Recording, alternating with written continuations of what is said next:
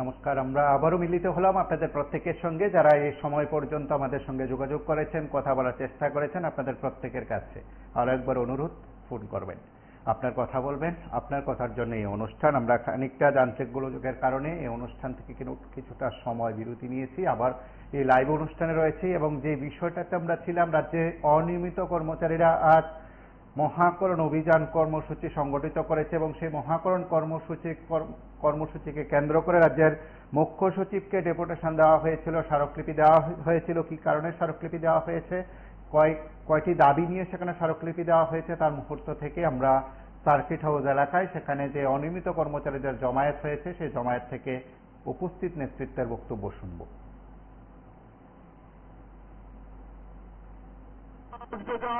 আমরা এখানে থেমে থাকবো না। আজকে শুরু হয়েছে, আজকে শুরু করেছি আমরা। আগামী দিনে আমাদের আন্দোলন আরো তীব্র হবে, এই ঘোষণা আমি দিতে চাই। আমি জানি খেলার নাম বাবাজি, 40,000 অনিয়মিত কর্মচারী, পার্ট-টাইম ওয়ার্কার, পাম্প অপারেটর, আমাদের পরিবারের সদস্য মিলে 2,00,000-3,00,000 মানুষ। 2,00,000-3,00,000 মানুষ যখন রাত করে আমাদের অভিশাপ যাদের উপর পড়বে, তারা মাল্টি থেকে উঠে দাঁড়াতে পারবে না। তাদেরকে আবার আমাদের সামনে যেতে হবে আকাশ চলে। আমাদের সব মন রাখবে, আমরা কড়াই গন্ডা হিসাব বুঝে নেব।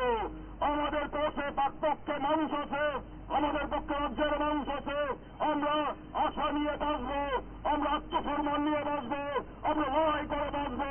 তাই বন্ধু, এই কর্মসূচির পর যে পুরুষে আমরা যাবো, যে পুরুষের কি ফলাফল হয় আপনাদের জানাবো। নমস্কার, কে বলছেন? তারপরে হ্যাঁ নমস্কার, আমি উদয়পুর থেকে বলছি। হ্যাঁ বলুন। অনিয়মিত কর্মচারীরা শক্তি দেখাবে না কেন? তাদেরকে নিয়মিত করতে করতে 2018-তে বিজেপির তো প্রতিশ্রুতি ছিল, ফিকশন ডকুমেন্টে প্রতিশ্রুতি ছিল। অসমের বর্তমান মুখ্যমন্ত্রী, তৎকালীন ত্রিপুরার দায়িত্বে থাকা ন্যাডার চেয়ারম্যান হিমন্ত বিশ্ব শর্মা বাবু কি বলে গিয়েছিলেন, যদি আমি অনিয়মিতকারীদের নিয়মিত না করি তাহলে আমার ভাষণ দিয়েছিলেন বিজেপি পার্টি অফিসে বসে, বলেছিলেন এই ভাষণটা ঘুমাকে চালানা। বলেছিলেন আগার আর নিয়মিত কর্মচারী নিয়মিত না হুয়া তো ঘুমাকে চালানা। তো এখন তো তাদের ভাষণ বোঝাই যাচ্ছে।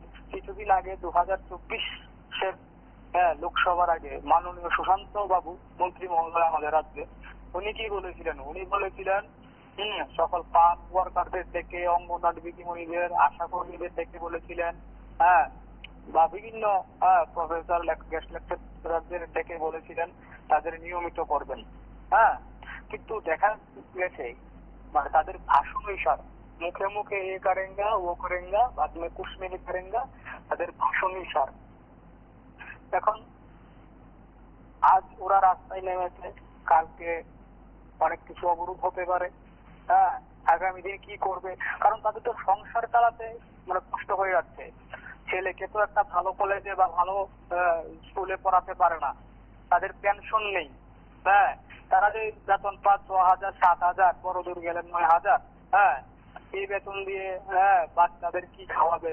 ভালো মন্দ কিছু খেতে পারে না, পুজোর সময় ভালো মন্দ কিছু পোশাক কিনতে পারে না, ভালো বাড়ি করতে পারে না, ঘর করতে পারে না, কিছু করতে পারে না, কিন্তু নামে সরকারি কর্মচারী, সরকারি চাকরিজীবী। কিন্তু দেখা যাচ্ছে সরকার তাদের আশ্বাস দিতে দিতে, সকল সরকারি, আমি বামপন্থের কথা বাদ দিলাম, বামপন্থ প্রথমকালীন অনেক ভালো ভালো কাজ করেছে ত্রিপুরায়, কিন্তু পরবর্তী সময়টার কথা আমি নাই বললাম। কিন্তু এই যে বিজেপি 2018 রাজ্যে আসার পর অমুক মন্ত্রী বিভিন্ন রকমের আশ্বাস প্রতিশ্রুতি দিয়ে গেছে। এবং ডিডব্লিউএস এর প্রথম ক্যাবিনেটের মন্ত্রী সুশান্ত বাবু, মাননীয় সুশান্ত চৌধুরী, ডিডব্লিউএস এর মন্ত্রী, উনি পাম্প অপারেটরদের বলেছিলেন যে ওদের নিয়মিত করবেন।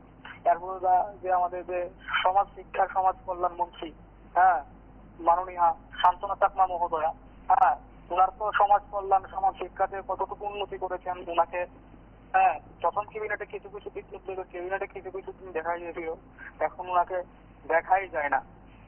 তারপর আসুন শিক্ষাক্ষেত্রে তো রতন লাল পরে শিক্ষামন্ত্রী এখন ত্রিপুরাতে দেখা যাচ্ছে না। এখন বাবুই আমাদের রাজ্যের বর্তমান মুখ্যমন্ত্রী মানিক বাবুই সকল দপ্তর নিয়ে বসে আছে। এখনো নতুন শিক্ষামন্ত্রীর পোর্টফোলিও দেওয়া হয়নি। হ্যাঁ, তো শিক্ষামন্ত্রীও উনি, স্বাস্থ্যমন্ত্রীও উনি, হ্যাঁ, স্বরাষ্ট্রমন্ত্রীও উনি, আরো কত কি মন্ত্রিত্ব নিয়ে বসে আছেন এক ব্যক্তি। কিন্তু দেখা যাচ্ছে রাজ্যের মধ্যে স্বাস্থ্য দশা এবং শিক্ষার যে বেহাল দশা, আপনারাই তো সংবাদ মাধ্যম,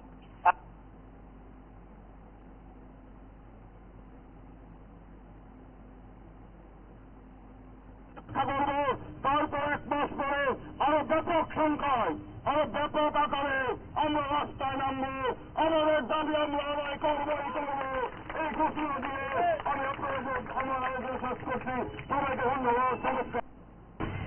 রাজ্যের 40,000 অনিয়মিত কর্মচারী, আংশিক সময়ের কর্মচারী, তাদের সবার স্বার্থে আগরতলা শহরে এসে মিছিল করে মহাকরণের সামনে উপস্থিত হয়েছে। এখান থেকে আমাদের প্রতিনিধি দল রাজ্যের মুখ্য সচিবের কাছে আমাদের দাবি সনদ তুলে দেব আমরা কিছুক্ষণ পরে। বন্ধুগণ, আপনারা সবাই জানেন কেন আমরা এখানে সমবেত হয়েছি। আমাদের দাবি তেমন কিছু নয়। আমরা দাবি করছি না যে আমাদেরকে রাজা উজির বানাতে হবে, আমরা দাবি করছি না যে আমাদের হাতে আকাশের চাঁদ করে দিতে হবে। আমাদের সামান্য দাবি, আমাদের দাবি হচ্ছে অনিয়মিত কর্মচারীরা যারা 30 বছর 40 বছর ধরে নামমাত্র পারিশ্রমিকের বিনিময়ে কোন রকম সামাজিক আর্থিক নিরাপত্তা ছাড়া কাজ করছেন, তাদেরকে অবিলম্বে তাদের নিয়মিতকরণ করতে হবে, তাদেরকে নিয়মিত কর্মী হিসাবে ঘোষণা করতে হবে। এটা আমাদের দাবি। আর আমাদের আরেকটা দাবি হচ্ছে যতদিন অবধি অনিয়মিত কর্মচারীরা নিয়মিত না হচ্ছেন ততদিন তাদেরকে সম কাজে সম বেতন দিতে হবে। আমাদের দাবি হচ্ছে বিভিন্ন দপ্তরে পার্ট টাইম ওয়ার্কার, আংশিক সময়ের কর্মী, নামে আংশিক সময়, ইংরেজিতে পার্ট টাইম, কিন্তু আমরা জানি তা আমাদের যারা পার্ট টাইম ওয়ার্কার তাদের সবাইকেই ফুল টাইম কাজ করতে হয়, কিন্তু তাদের অনিয়মিত কর্মীদের মতো তাদের মজুরি পাওয়া যায় না, তারা সামান্য মজুরি পায়। আমরা দাবি করছি যে সমস্ত পার্ট টাইম কর্মী ইতিমধ্যে 10 বছর পূর্ণ করেছেন তাদেরকে অনিয়মিত কর্মচারীর মর্যাদা এবং স্বীকৃতি দিতে হবে।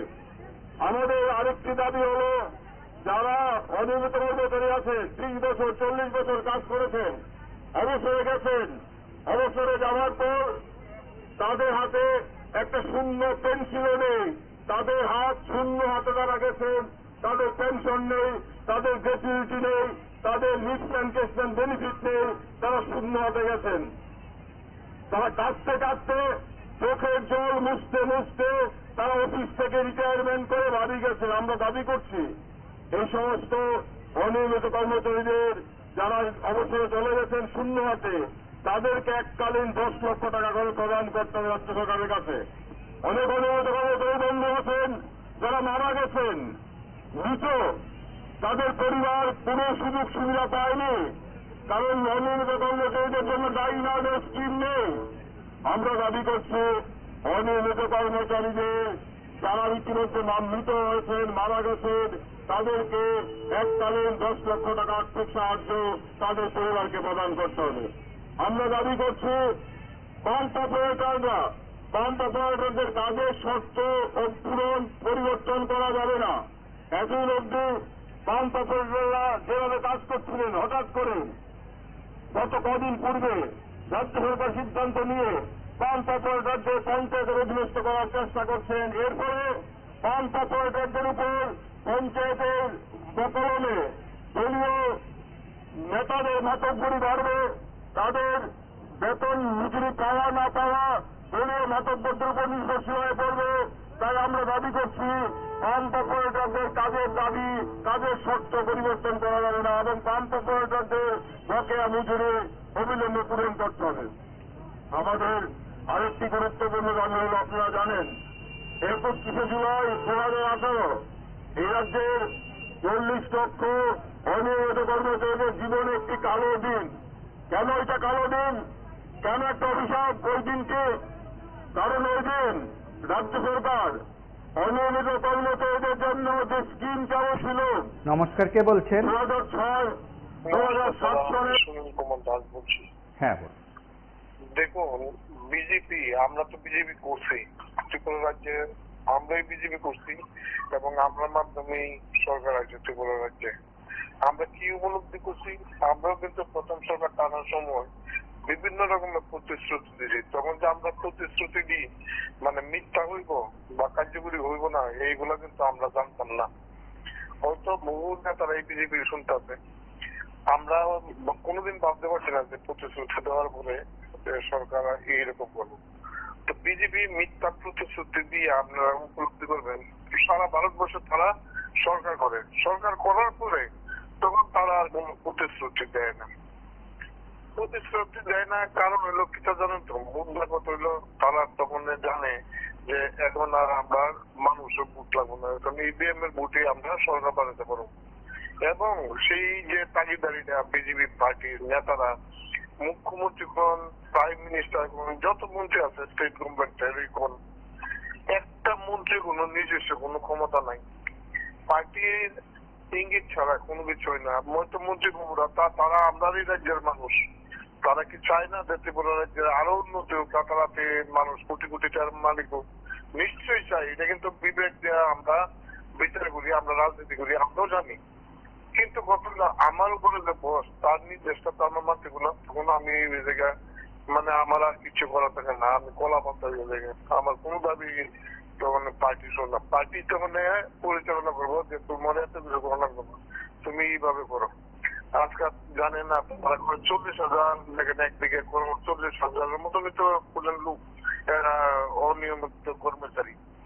সেই এই কারণটা কিন্তু কেন নিয়মিত কর্মচারী নেওয়ার দরকার পড়ে, সবসময় রেগুলারই তারা নিতে পারে, এইখানে একটা কিন্তু পলিটিক্স হবে। পলিটিক্সটা হলো কোনটা, তারা রেগুলার স্টাফ কমাই নিতেছে, কমাই নেওয়া এই এরা দিয়ে কাজ করে যাচ্ছে, তারা দিয়ে কিন্তু ডাবল কাজ করে যাচ্ছে। পার্মানেন্ট লোক কোন ততটা কাজ করে না, তারাই কিন্তু ওই কাজগুলো করতেছে। অর্থাৎ কত হইলো এইভাবে কর্মচারী সংখ্যা কমান আর এদেরকে বরবাদ করা। করবো না তো, আমরা বিজেপি করবো না, রেগুলার করবো কিনা আমার মনে হয় না, আমি একদম নিশ্চিত। কারণ সরকারটা ভয়ঙ্কর, ভারতবর্ষের এই যে বিজেপি সরকার, তারা প্রতারণা করতে।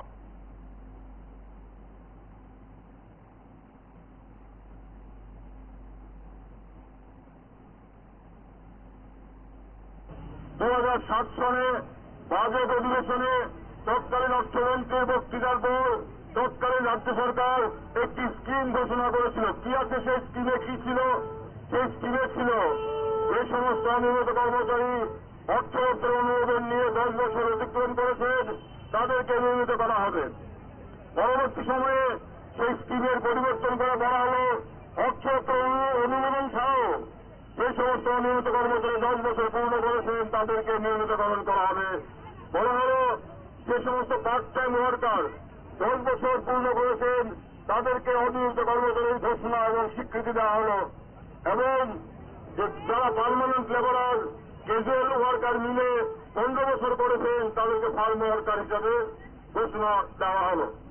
এই স্কিম 2006-07 সালে চালু ছিল। আমরা জানি ওই সময়ে অনেক অনিয়মিত কর্মচারী নিয়মিত হয়নি, অনেক অনিয়মিত কর্মচারী নিয়মিতকরণ থেকে বঞ্চিত হয়েছেন, অনেককে করা হয়েছিল।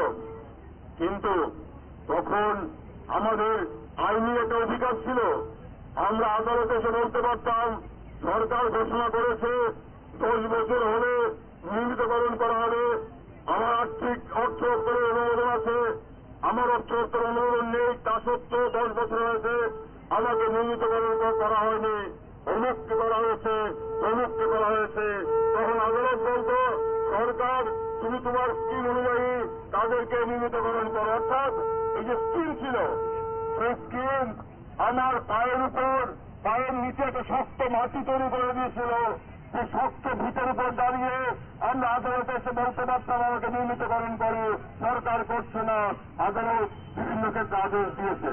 কিন্তু আমরা দেখলাম 2018-এর 31 জুলাই এই সমস্ত স্কিমগুলো বাতিল করা হলো এবং বলা হলো আমরা আরো উন্নত, আরো স্বচ্ছ প্রকল্প ঘোষণা করব। কিন্তু 2018 করতেছিল, আজকে 4 জুলাই 2025, এখনো সেই সরকারের পক্ষে সময় হয়নি নূতন স্কিম করার, এখনো সেই সরকারের পক্ষে নূতন স্কিম করার চিন্তা ভাবনা আসেনি। আপনারা ভাবুন যে এই স্কিম বাতিল। নমস্কার, কে বলছেন? 18 জুলাই। নমস্কার স্যার, বলছিলাম আমাদের ভারতবর্ষে একটা সংবিধানে একটা লেখা আছে, মানে সরকাররা 5 বছর পরে চেঞ্জ হয়। এখানে সরকারেরও কোনো গ্যারান্টি নেই, কর্মচারীদের কোনো গ্যারান্টি নেই। তার কর্মচারী কখন কর্মসংস্থান হারিয়ে ফেলবেন, আবার যারা রাজ্য নেতা কেন্দ্রীয় নেতা তারা কখন পাল্টি মেরে অন্য দলে চলে যাবেন, তখন গ্যারান্টি নেই। কারণ কর্মসংস্থানের গ্যারান্টি নেই, তাদের পরে তাদের কর্মসংস্থান হচ্ছে না। মন্ত্রী একজন হচ্ছে, বিক্ষোভ অর্জন দেখাচ্ছেন, তাদের তো কোনো শৃঙ্খলতা নেই। তাই বলছি আর কি, মানে দলের কোনো গ্যারান্টি নেই, কর্মসংস্থানেরও কোনো গ্যারান্টি নেই।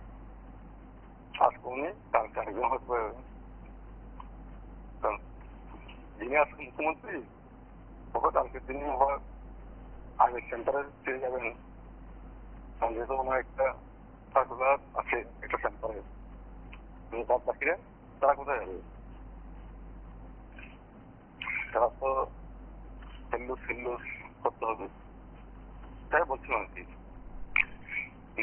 মিশি না করে শান্তিতে মানুষকে বাঁচতে দিই। একদম আন্দোলনের পরে আসা চামড়া করে নেবো এসব কথা না হচ্ছে যে কোনো রাজ্যের জন্য অনেক শান্তি আসবে। আন্দোলন করবো কিন্তু শান্তি আন্দোলন করবো, মানুষকে বিভ্রান্ত করে আন্দোলন করার কোনো প্রয়োজন নেই। কারণ মানুষ এখন শিক্ষিত, সবাই যেমন ঠকায় একজন, ঠকাশা একজন, এসব কথা বলে আর না হবে না। সব বুঝে গেছে, তারা প্রস্তুত হয়েছে। তাই বলছি লাফালাফি করে লাভ নেই, মানুষকে শান্তি মতো বাঁচতে দিই। যা কদিন বাঁচে মানুষকে বাঁচতে দিই, তাই আপনার দ্বারা কোনো সমস্যা হবে না। এবার আপনারা দলের ভিতরে হয়তো বিক্ষোভ করতে পারেন, তখন কি হবে?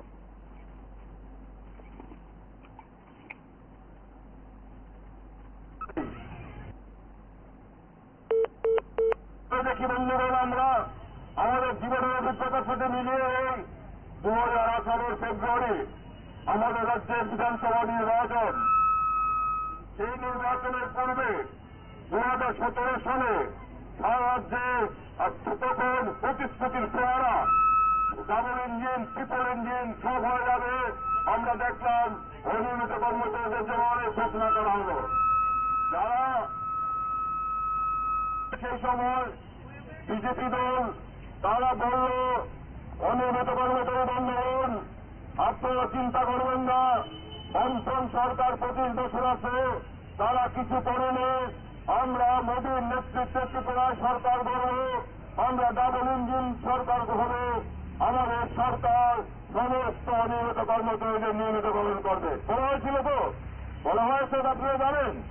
নির্বাচনী ঘোষণায় ভীষণ ডকুমেন্টে আরো রাষ্ট্রমণিতে আমাদের ধর্ণা এসে তৎকালীন বিজেপির নেতারা, যারা পরবর্তী সময় রাজ্যের মুখ্যমন্ত্রী ছিলেন, তারা বলেছিলেন আমরা অনিয়মিত কর্মচারী বন্ধুরা ওই প্রতিশ্রুতি বিশ্বাস করেছিল, অনেকে আশা করেছিলেন 25 বছর দেখলাম। নমস্কার, কে বলছেন? সরকার যদি আসে তারা কথা অনিয়মিত কর্মচারীরা শক্তি দেখালো, যেটা আপনারা ব্যবসা দিয়েছেন, শক্তি দেখাতে কি এই সরকারের আমলে কিসের শক্তি দেখাতে পারবে?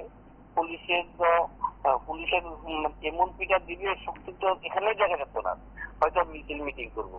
এটা কি শক্তি হবে? কিন্তু যখন দেখবেন না পুলিশের কর্তন পরে এই পিটা দিব ভাগবো, কোন আন্দোলন কি এই সরকার আমলে করতে পারে? কেউ রুটির ব্যাপারে যারাই আন্দোলন করুক তারা পিঠা খাইছেন এমন কোন প্রমাণ আছে? 10,000-এর তারা তো আন্দোলন করতেই পারলো না, তাদের ন্যায্য অধিকারের জন্য তারা যেন কথাই করছিল। তারা তো মায়ের কি তাদের বাড়িঘর ভাঙচুর থেকে আরম্ভ করে বাড়িঘর পর্যন্ত যাই আক্রমণ করছিল, এই 10,000-এর মাস্টারের ব্যাপারে। আর এছাড়া যারা ট্রেডের মাস্টার যারা চাকরি হয়েছে তারা তো পিঠা খাইয়েই চাকরি হয়েছে। হ্যাঁ, ট্রেডের আন্দোলন করছে, চাকরির জন্য আন্দোলন করতো, তারা তো পিঠা খাইয়েই তারা চাকরি হইত। তারার আমলে যারা যারা আন্দোলন করছে পুলিশের পিঠা খাইছে না এমন প্রমাণ কিন্তু খুব কম নজির বিহীন ঘটনা। এই বিজেপির আমলে পিঠা খাইছে না এমন একটা শাসন ব্যবস্থা বিজেপি চালাইতেছে, মানুষের মানে অধিকার বলতে কিচ্ছু রাখছে না। অথচ মুখ্যমন্ত্রী, মাননীয় মুখ্যমন্ত্রী কিন্তু কথায় কথায় বলেন যে গণতন্ত্র, আর কি কিছুদিন আগে তো মানে এক অনুষ্ঠানই করলো গণতন্ত্রের ব্যাপারে। তাই নিয়ে আমরা কি গণতন্ত্র আছে মানুষের?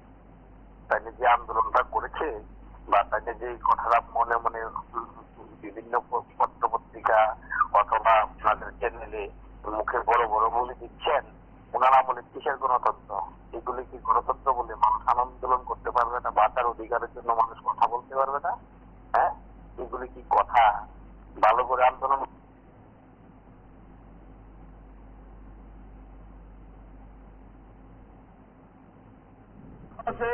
তারা কথা দিয়েছে আমাদের সমস্যার পূরণ করবে, আমাদের জন্য তারা সবকিছু করবে।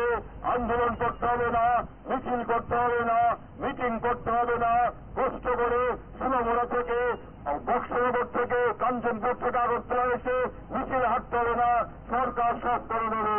দেখিয়া ভোটটা দিয়ে আমরা অনেকে জবাব তুলে ভোট দিয়েছিলাম, আমরা বিশ্বাস করেছিলাম। বিশ্বাসের পরিণতি কি হলো? বিশ্বাসের পরিণতি হলো আমাদের মাথায় কুঠার দিয়ে আঘাত করা হলো, আমাদের মাথায় কুঠার দিয়ে আঘাত করা হলো যখন 31শে জুলাই 2018 এই কালো সার্কুলার জারি করে আমাদের যার যেটুকু সুযোগ ছিল, যেটুকু অধিকার ছিল, সেটা কেড়ে নেওয়া হলো। গত 8 বছরে একজন অনিয়মিত কর্মচারী নিয়মিত হয়নি। গত 8 বছরে একজন আংশিক সময়ের কর্মী পূর্ণ সময়ের কর্মী হিসাবে ঘোষণা করা হয়নি। আমরা অনেক অপেক্ষা করেছি এবং গত 2 তারিখ আমরা এই মহাকরণ অভিযানকে সফল করার জন্য আমরা এক সাংবাদিক সম্মেলনও করেছি। আমাদের এই জেলা শাসকের নিকট যে ডেপুটেশন প্রদান এবং সাংবাদিক সম্মেলনকে সাংবাদিক সম্মেলনের কে সফল করার লক্ষ্যে যারা এগিয়ে এসেছেন, আমাদের ডাকে যারা আজকে হাজার হাজার অনিয়মিত কর্মচারী আমাদের ডাকে এসেছেন, তাদেরকে আমি অসংখ্য ধন্যবাদ জ্ঞাপন করছি। আমরা রাজ্যের বিভিন্ন দপ্তরে অনিয়মিত কর্মচারী রয়েছে, যারা কেউ 20 বছর, 25 বছর, কেউ 30 বছর এই রাজ্যের বিভিন্ন দপ্তরে আমরা পরিষেবা দিয়ে এসেছি।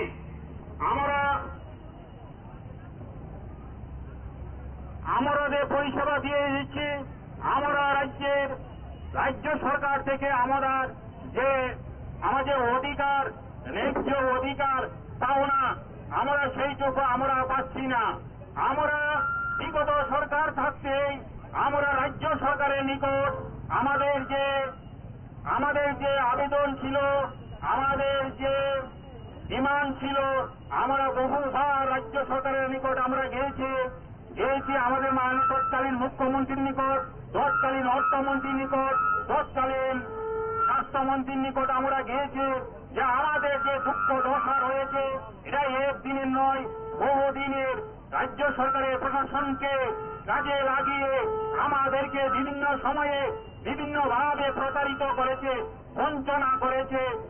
সেই সি প্রকার থাকতে কারোরকে এই পিএল থাকতে পিএল এর পরে তাদেরকে ডিএসডব্লিউ করেছে, স্লিপ ওয়ার্কার যারা ছিল তাদেরকে ক্যাজুয়াল করেছে।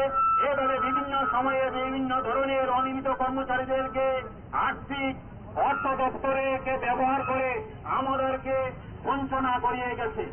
আমরা চেয়েছিলাম একটা সুরাহা করার জন্য যে আমরা যারা 10 বছর হয়ে গেছি তাদেরকে যেহেতু রাজ্য সরকার আমাদেরকে যে নিয়ম নীতি রয়েছে সেই নিয়ম নীতির মাধ্যমে আমাদেরকে সুযোগ সুবিধা করে দেওয়ার জন্য আমরা তৎকালীন রাজ্য সরকারের নিকট আমরা গিয়েছিলাম যে মাননীয় মুখ্যমন্ত্রী এবং অর্থমন্ত্রীর নিকট আমরা বলেছিলাম যে আমাদের যে বর্তমান সময়ের যে 10 বছরের নিয়ম রয়েছে, সেই নিয়মটাকে একটু শিথিল করার জন্য সেই নিয়মকে যদি 5 বছরে নামিয়ে নিয়ে আসে, তাহলে আমাদের মধ্যে যেসব অনিয়মিত কর্মচারী রয়েছে, দীর্ঘ সময় অর্থনৈতিক অনুমোদনহীন তারা 15 বছর 20 বছর কাজ করেছে, আর বাকি 5-7টা বছর রয়েছে, তারা যাতে 2-3 বছর তাদের কর্ম করে তারা নিয়মিত করে শেষ জীবনটা যাতে একটু সুখী করতে পারে, এর জন্য আমরা আবেদন করেছিলাম। কিন্তু তৎকালীন রাজ্য সরকার সেই কথা আমাদের শুনেননি। তারা বলছিল তোমাদের যে সময় হলে তোমাদেরকে নিয়মিত করা হবে। বারবার আমরা আবেদন করেছি, বারবার অনুনয় বিনয় করেছি, কিন্তু তৎকালীন রাজ্য সরকার সেই কথাটুকু শুনে নাই। পরবর্তী সময় বর্তমান রাজ্য সরকার ক্ষমতায় আসার পূর্বে আমাদেরকে বিভিন্ন সভায় গিয়ে সেটা অবাই দিয়েছিলেন। পরবর্তী সময়ে তাদের যে ভীষণ ডকুমেন্ট করেছিল সেই ভীষণ আপনারা শুনলেন সেখানে নেতৃত্বের বক্তব্য। তার পাশাপাশি তারা মুখ্য সচিবকেও ডেপুটেশন দিয়েছেন। এখন একটি বিষয়, অনিয়মিতদের নিয়মিতকরণের সিদ্ধান্ত কি সরকার নেবে, না যে বৈঠকের কথা বলা হলো মুখ্য সচিবের তরফে নেতৃত্বের দেওয়া তথ্য অনুসারে সেই বৈঠক থেকে বড় ধরনের সিদ্ধান্ত নিতে পারে রাজ্য সরকার, তার অপেক্ষায় এ রাজ্যের অনিয়মিতরা। হয়তো আগামী দিনে আরো বেশ কয়েকটি সংগঠন সেখানে মহাকরণ অভিযান সংগঠিত করবে। জানা গেছে এসএসএ শিক্ষক কর্মচারীরাও নিয়মিতকরণের দাবি সহ বিভিন্ন দাবিতে তারাও মহাকরণ অভিযান সংগঠিত করতে পারে। সেটা বোধহয় খুব শীঘ্রই ঘোষণা হতে পারে। আজ এ পর্যন্তই। নমস্কার, শুভরাত্রি।